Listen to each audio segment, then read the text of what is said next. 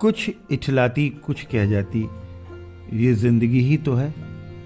किधर से गुजरे थे, कहाँ कहाँ भटके थे।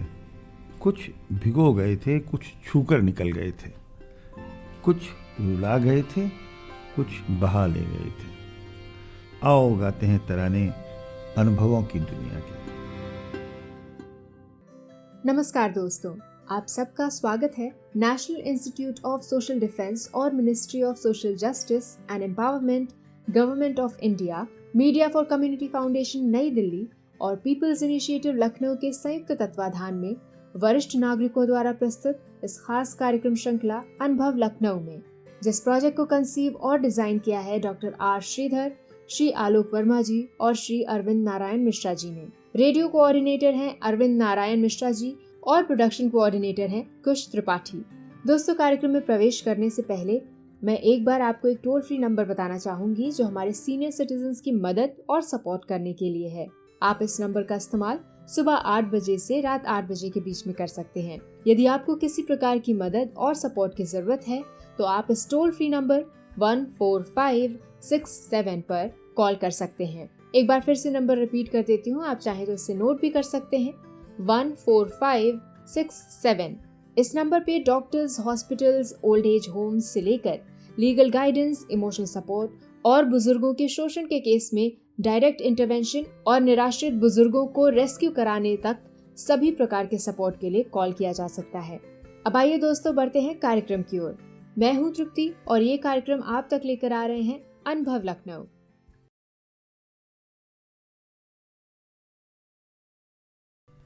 नमस्कार मित्रों, मैं प्रभु झिंगरन आपसे मुखातिब हूँ और इस समय हम बैठे हैं केंद्रीय ललित कला अकेडमी के प्रांगण में। एक अजीब सा यहाँ उत्साह और जैसे वातावरण में जीवंतता भरी हुई है।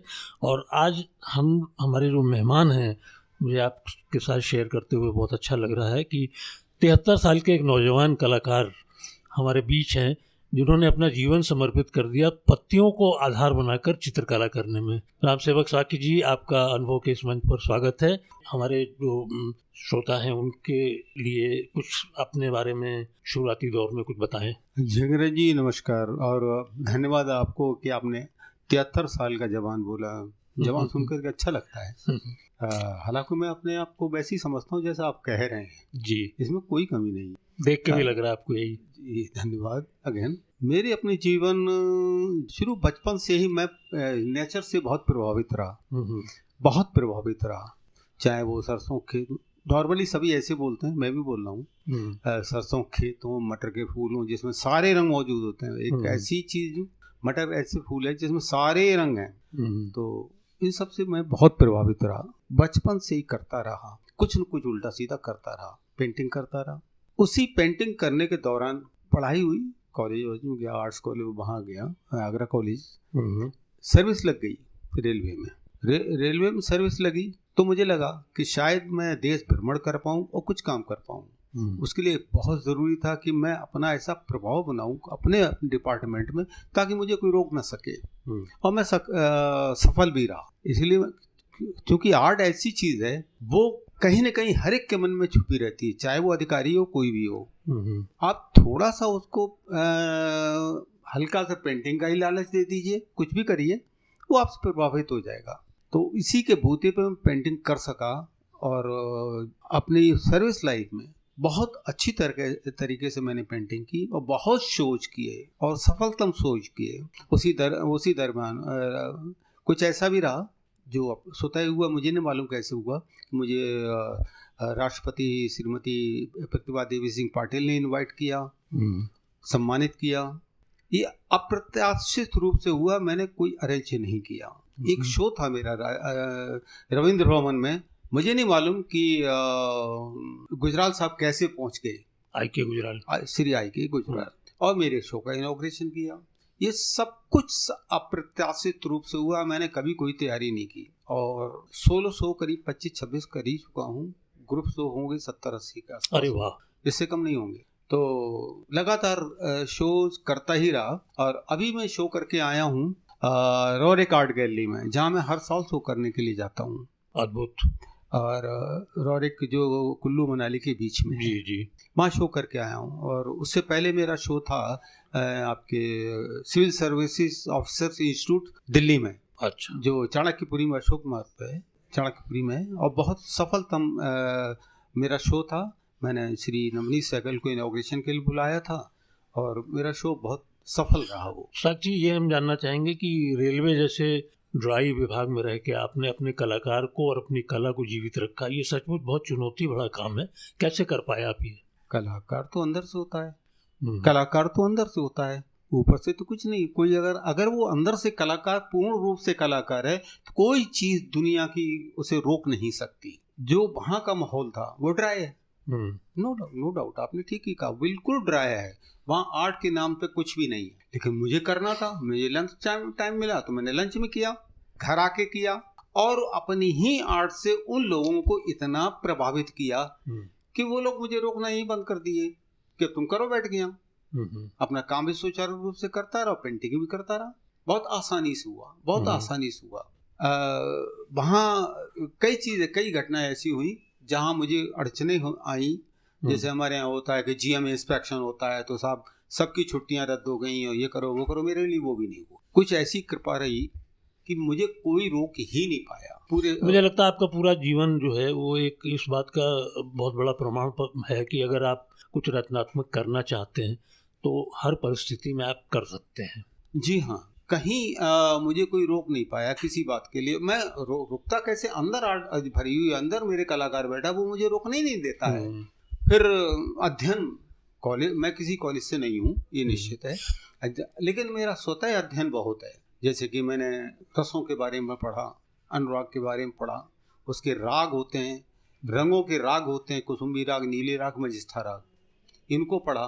उसमें रंग क्या आते हैं, इनको मैंने पढ़ा, तो मुझे बहुत प्रभावित किया। इस सीरीज पे मैंने पूरा काम किया, जिसमें 7 रंगों को लिया, 7 स्वरों को लिया और 7 रसों को लिया, साथ इनके तीनों के कॉम्बिनेशन से मैंने बहुत पूरी सीरीज बनाई जो सुपर सक्सेस रही। ये प्रेरणा आपको कहाँ से मिली? क्योंकि कोई औपचारिक प्रशिक्षण आपने कला के क्षेत्र में नहीं लिया, लेकिन आपने इसमें अद्भुत जो थीम अपने कला के विषय के रूप में चुनी, पत्तियां।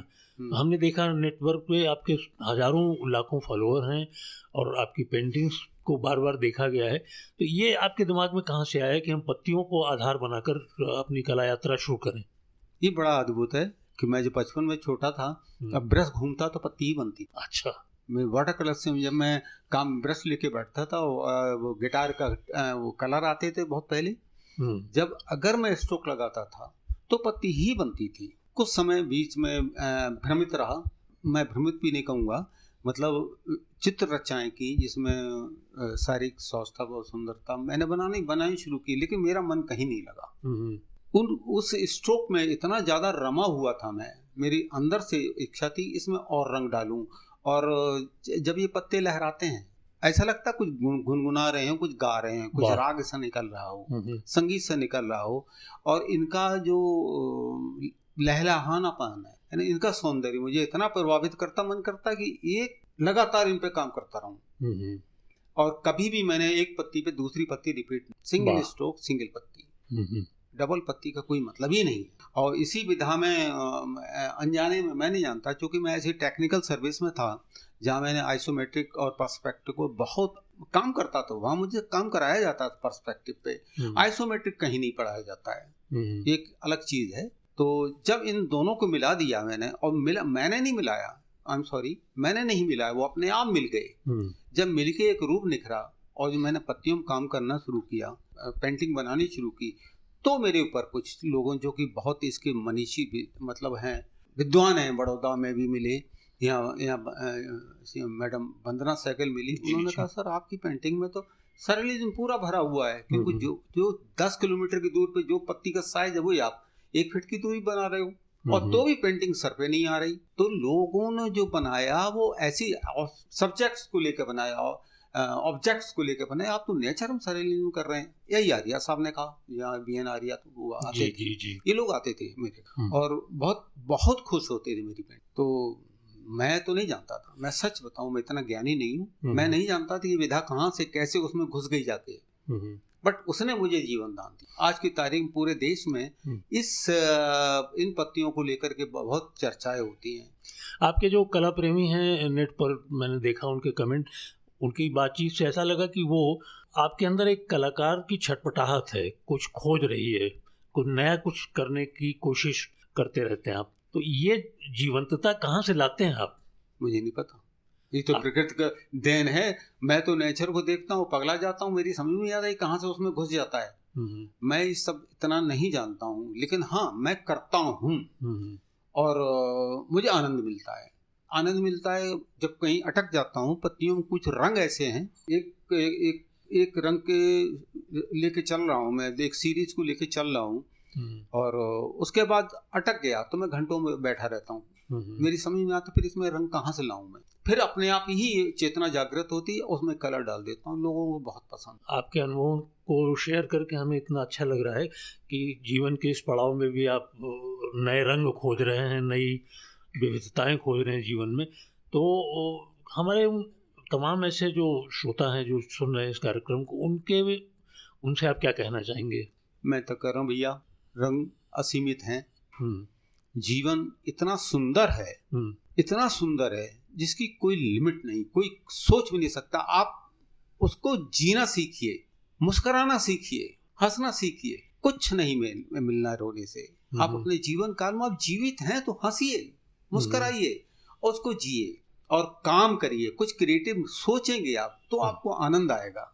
आप कहीं दूर मत जाइए। कौन जीवन की और विभीषिकाएं दुनिया भर की लोग बनाते हैं, आप उसकी तरफ जाने की सोचिए ही मत। नेचर इतनी सुंदर है, आप उसके बारे में सोचिए, सौंदर्य के बारे में सोचिए जो जीवन दाता है। जो जीवन सौंदर्य ऐसी चीज है जो आपको जीवन देगी, आप उसके बारे में सोचिए तो आपको आनंद आएगा। कुछ न कुछ ऐसा करिए। समय आपके पास नेचुरली समय कम है, जो है वो बहुत महत्वपूर्ण है, उसको जिए, पूरा भरपूर जिए। मतलब आपके जीवन का दर्शन ये है कि ग्लास इज हाफ फुल, ये हमेशा सोचना चाहिए कि जितना हमारे पास है पर्याप्त है। तो अब आप आगे की क्या योजनाएं हैं आपके पास? मेरी कोई जिंगन साहब कोई योजना नहीं है। मैं तो सुबह से उठता हूँ तो पहले मुझे रंग दिखाई पड़ते हैं। सो के उठता हूँ तो सबसे पहले उसको प्रणाम करता हूँ, उसमें रंग दिखने शुरू हो जाते हैं। कोई नया रंग चमका कि मेरे सामने कैनवास फ्रेम किया हुआ रखा है और मैं शुरू हो जाता हूँ। मेरे पास रंग फ्री आते हैं। आपको मैं सच बता दूं, कैनवास फ्री आते हैं, स्ट्रेचर फ्री आते हैं, ब्रश सब फ्री आते हैं। कहीं से कुछ पैसा खर्च होता नहीं और पेंशन इतनी अच्छी मिल जाती है, हमें क्या करना। और मैं एकदम फ्री हो चुका हूँ, बच्चे हमारे सेटल्ड हैं बहुत बढ़िया तरीके से। तो मुझे ज़्यादा कुछ सोचना ही नहीं, सिर्फ पेंटिंग। और बहुत अच्छा लगा आपसे बातचीत करके। मार्केट में मुझे अच्छा मिला हुआ है। शुभकामनाएं हैं कि आपका जीवन इसी तरह से रंग बिरंग तरह तरह के रंगों से खिलता रहे और आप कला क्षेत्र को, समाज को कुछ नया देते रहें। बहुत अच्छा लगा आपसे बातचीत करके। हम उम्मीद करेंगे ये बातचीत का सिलसिला आगे भी जारी रहेगा। बहुत बहुत धन्यवाद। दोस्तों, फिलहाल वक्त हो चुका है आपसे विदा लेने का और चलते चलते आपको एक बार फिर से अपने वरिष्ठ नागरिकों की सहायता और सपोर्ट के लिए जो Elder line toll free number है वो बताना चाहूंगी, 14567। इस नंबर पर आप सुबह 8 बजे से रात 8 बजे तक कॉल कर सकते हैं और किसी भी प्रकार की सहायता आपको यहाँ पर प्रदान की जाएगी। अगली बार फिर लौटेंगे ऐसे ही किसी खास शख्स की प्रेरणादायक जीवन यात्रा की कहानियां लेकर। तब तक के लिए स्वस्थ रहिए, खुश रहिए। मैं तृप्ति लेती हूँ आपसे इजाजत। नमस्कार।